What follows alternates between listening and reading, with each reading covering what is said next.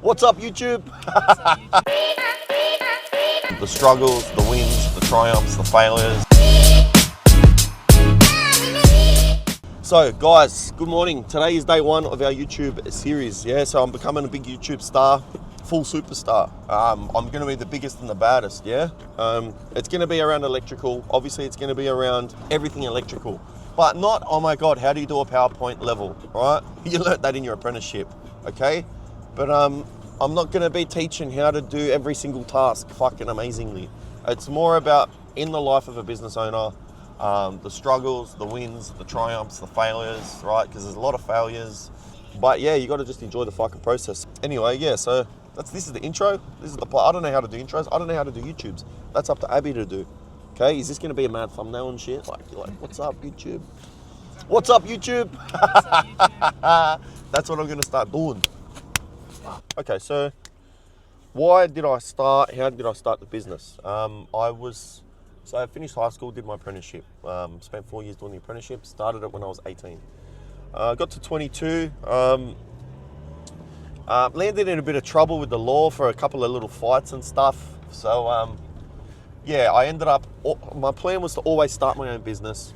That ended up not happening straight away because I had to spend all my money on a court case. Okay. Anyway. Fast forward, I started my business, okay, 6 months after getting my license, and went out on my own. I gave it a crack. I saved $32,000 as an apprentice, yeah.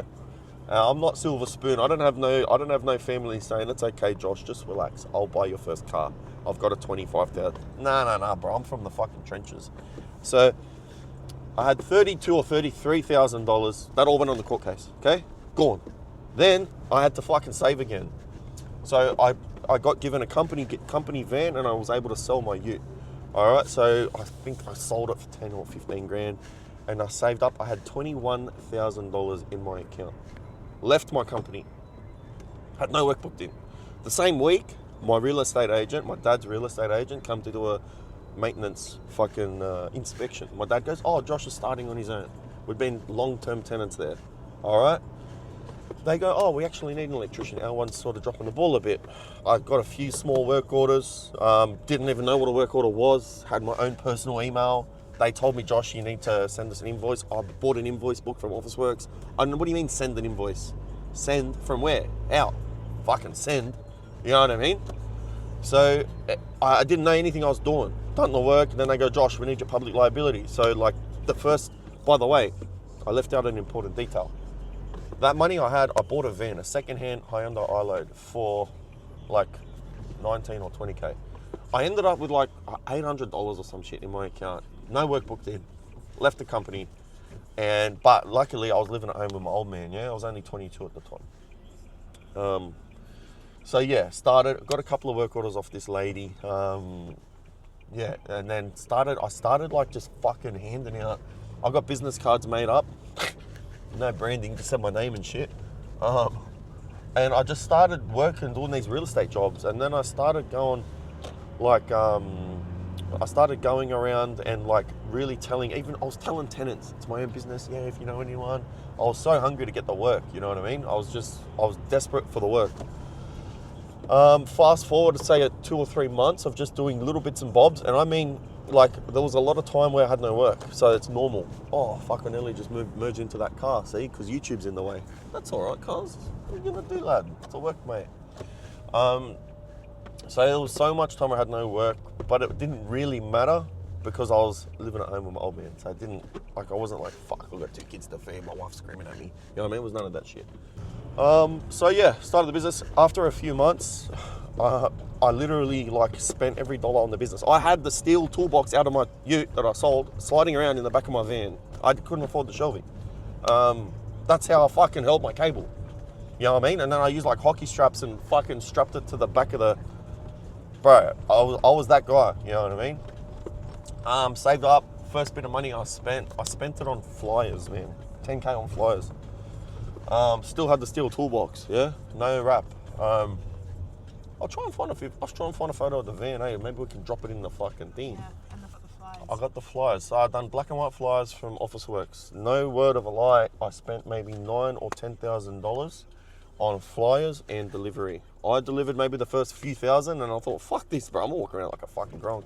I don't know how to do this shit. I'm walking slow, bro, and I'm getting sidetracked, and I'm missing a house. What year was this? When was it? 2016, 2017. Took me so long to get the 10 grand, like 2 months, right? Yeah. Like, I'm not gonna spend 10 grand on shelving and wait another 2 months, and then spend 10 grand on a wrap and wait another 5 grand. So like, I needed the phone to ring more. I needed the fucking phone to ring, and luckily, like, it worked out so crazy because I delivered these flyers to 60 or 70,000 addresses. Yeah, we found this old lady she did the flyer drops. Okay, my ex-partner at the time, she knew this old lady, got me in, and shout out to my ex-partner, actually. She really helped me at the start with all this planning and shit in terms of doing the flyers and getting out there and fucking all this and that, you know what I mean? But anyway, so we've got these flyers dropped, yeah? And the phone started fucking ringing, bro. Like, what the fuck? It's ringing. My number's ringing, and the flyer was basic as. You can see it there. Drop it there. You know what I mean? There, you're gonna drop it there. But you could see how basic it was, and it literally was like switchboard, PowerPoints, fucking downlights, whatever. Phone started ringing, and these flyers, it was an A4 piece of paper cut in half, black and white print, right? And it was suitable for the area that I lived in, because I lived in southwestern suburbs of Sydney, right? And people aren't known for having exponential amounts of money. They don't want to see the fucking flashy flyer with the laminated this and that, you know? I think it just fucking worked. What I done worked. And so I'd be on site, I'd be answering the phone, and I made a little rule to myself. I had no schedule, I had no manager, I had no admin girl. I made a little rule for myself, and I just said, like, what I'm gonna do is I'm gonna answer the phone every time it fucking rings, no matter what I'm doing, unless I'm there quoting a client. And every night before I say, let's say for example, I answer the phone at lunchtime. Hey mate, I got your flyer. I want to do blah, blah, blah, blah, blah. When can you give me a quote? Well, I want to give him a quote today. All right, don't remember, it's all the local areas, so I can give him a quote today, yeah? I go, I say, mate, I will be there at 4, I get there at 4, I do the quote, okay? This was my day-to-day thing, so I would book in 2 or 3 quotes every day as these flyers were going out. And this lady was sending me GPS reports, eh?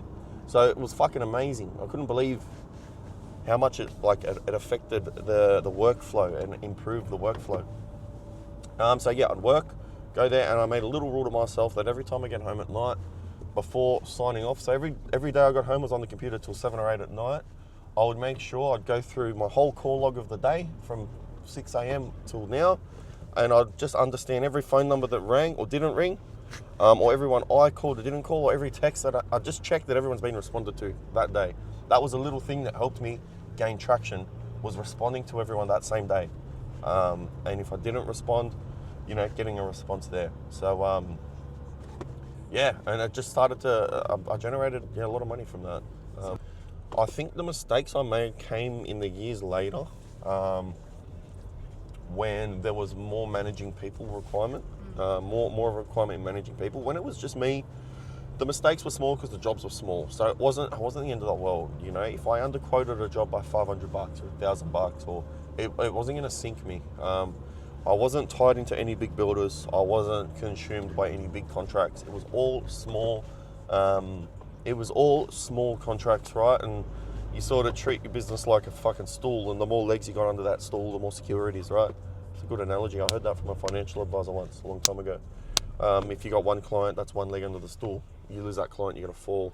But I had fucking, you know, tens and tens and tens of clients as I was starting out. So I'm like, fuck, hang on, I've done 30 jobs in this last, 2 months. Holy fuck, I've got 30 clients. I started doing follow-up calls with clients well after they'd paid the bill, just to keep in touch, save their number. I used to save the clients' numbers so I could answer the phone with their name before they say, oh, hi, it's me. Like, I'll be like, hey, Jan. I was just trying to really fucking get myself immersed in building those relationships with the local community, you know what I mean? Here we are. I still know people that are still procrastinating about starting their own business. And they've been procrastinating when I fucking met them. Do you know what I mean? Cuz what are you doing, bro? What are you doing? What are you scared of? Yeah, it's a bit, I don't know, everyone's different. But I mean, sometimes the comfortable salary can become a little bit of a choker. You know what I mean? A little bit of a a suffocating position because you want to do something, you got these aspirations, but you're so comfortable with this good salary that you don't leave, you know, and you just fucking, you stay, what's the word? Is it complacent? Small. Yeah, you stay small, What have you guys been doing? What have you guys been up to? Social media, what have you guys been up to, huh? You guys all want to watch me on the video, I want to watch you guys. Where's your fucking videos? All right, there's a lot of fake profiles coming and stuff too, and I welcome it, but I got to stop replying because you know why? I might get flagged as a grunk. I might get black marked or something because I keep replying to hate.